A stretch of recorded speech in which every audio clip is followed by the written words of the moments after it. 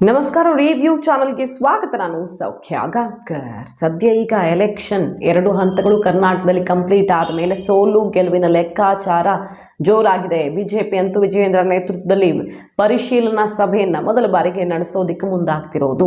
ಇದೆಲ್ಲದರ ನಡುವೆ ಸಿಗ್ತಾ ಇರುವಂತಹ ಇನ್ಫಾರ್ಮೇಷನ್ ಏನು? 2 ಪಕ್ಷಗಳ ಕಡೆಯಿಂದ, 3 ಪಕ್ಷಗಳ ಕಡೆಯಿಂದ JDS 3ರ ಪೈಕಿ ತಾವು ಇಷ್ಟು ಗೆಲ್ತೀವಿ ಅನ್ನೋ ಲೆಕ್ಕಾಚಾರ ಹಾಕ್ಕೊಳ್ತಿರೋದು JDS ಮೂಲಗಳಿಂದನೇ ಬರ್ತಿರೋ ಮಾಹಿತಿ ಏನು ಹೇಳ್ತಾ ಇದೆ? 3ರ ಪೈಕಿ ಯಾವ್ಯಾವುದು JDSಗೆ? ಇತ್ತ ಬಿಜೆಪಿ 8 ಕ್ಷೇತ್ರಗಳಿಗೆ ಸಂಬಂಧಪಟ್ಟಂತೆ ಅಚ್ಚರಿಯ ಅಂಕಿಅಂಶಗಳನ್ನು ತೆಗೆದಿರೋದು. ಇದೇ ಈ ಸಲ 24ರ ಲೋಕಸಭಾ ಚುನಾವಣೆಯ ಫಲಿತಾಂಶವನ್ನು ನಿರ್ಧರಿಸುವಂತಹ ಕ್ಷೇತ್ರಗಳು. ಇಲ್ಲೇ ಡಿಸೈಡ್ ಆಗುತ್ತೆ ಯಾರ ಕೈ ಮೇಲಾಗೋದು ಅಂತ ಬೂತ್ ಲೆವೆಲಲ್ಲಿ ಮಾಹಿತಿ ಕಲೆ ಹಾಕಿ, ಹಾಗೆ ಮತಗಟ್ಟೆ ಏಜೆಂಟ್ಗಳ ಅಭಿಪ್ರಾಯ ಸಂಗ್ರಹದ ಮೂಲಕ ಲೆಕ್ಕಾಚಾರ ಹಾಕ್ತಾ ಇದ್ದಾರೆ. ಮಾಹಿತಿ ಮುಂದೆ ಇಡ್ತಾ ಇದ್ದೀವಿ. ಮಿಸ್ ಮಾಡಿದ್ರೆ ನಮ್ಮ ಚಾನಲ್ನ ಸಬ್ಸ್ಕ್ರೈಬ್ ಮಾಡಿ, ನಿಮ್ಮ ಅಭಿಪ್ರಾಯ ಕಮೆಂಟ್ ಮಾಡಿ ತಿಳಿಸಿ. ಎಸ್ ವೀಕ್ಷಕರೇ, ಕಾಂಗ್ರೆಸ್ಸು ಎಲೆಕ್ಷನ್ಗೂ ಮುನ್ನ ಹೇಳ್ತಾ ಇದ್ದು ಬಹಳ ಆತ್ಮವಿಶ್ವಾಸದಿಂದ 20 ಗ್ಯಾರಂಟಿ ಅಂತ. DK ಶಿವಕುಮಾರ್ ಅವರು, ಸಿದ್ದರಾಮಯ್ಯನವರಿಂದ ಹಿಡಿದು ಎಲ್ಲರೂ ಈ ಅಭಿಪ್ರಾಯವನ್ನು ವ್ಯಕ್ತಪಡಿಸ್ತಾ ಇದ್ರು. ಆದರೆ ಎಲೆಕ್ಷನ್ ಆದಮೇಲೆ ಕೈ ಮೂಲಗಳಿಂದಾನೇ ವಿಶ್ವಾಸ ವ್ಯಕ್ತವಾಗ್ತಿರೋದು ಡಬಲ್ ಡಿಜಿಟ್ ಗ್ಯಾರಂಟಿ ಅಂತ ಕಾಂಗ್ರೆಸ್ನವ್ರು ವಿಶ್ವಾಸ ವ್ಯಕ್ತಪಡಿಸ್ತಿರೋದು.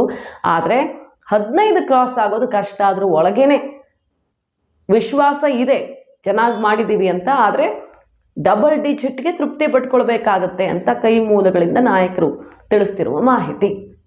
ಈಗಾಗಲೇ ರಿಪೋರ್ಟ್ ಮಾಡಿದ್ದೀವಿ ನಾವು, 10ರಿಂದ 12 ಅನ್ನೋ ಲೆಕ್ಕ ಹಾಕ್ಕೊಳ್ತಿದ್ದಾರೆ ಕೈಪಾಳಿದವರು ಅಂತ. ಇಷ್ಟು ಬರುತ್ತೆ ನಮಗೆ ಅಂತ. ಅದ್ರ ಮೇಲೊಂದು 5-6 ಕ್ಷೇತ್ರಗಳು 50-50 ಇರೋದು ಏನು ಬೇಕಾದರೂ ಆಗಬಹುದು ಅನ್ನೋ ಲೆಕ್ಕ. ಬಿಜೆಪಿಗೆ ನೋಡಿ, ಈಗ 18ರಿಂದ 20 ಅಂತ ಲೆಕ್ಕ ಹಾಕ್ಕೊಂಡಿದ್ದಾರೆ JDS ಸೇರಿ.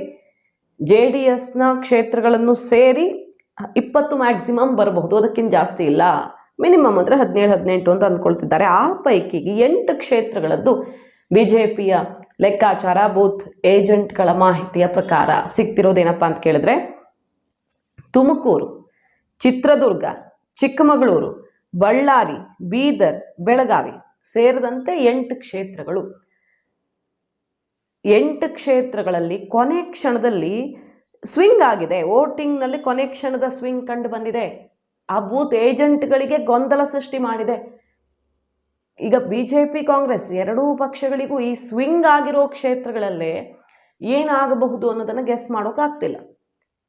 ಈ 8 ಕ್ಷೇತ್ರಗಳಲ್ಲಿ ಬಿಜೆಪಿಯ ಸಂಸದರಿದ್ದಂತಹ ಕ್ಷೇತ್ರಗಳಲ್ವಾ, ಬಹುತೇಕ 25 ಗೆದ್ದಿತ್ತಲ್ಲ ಕಳೆದ ಬಾರಿ.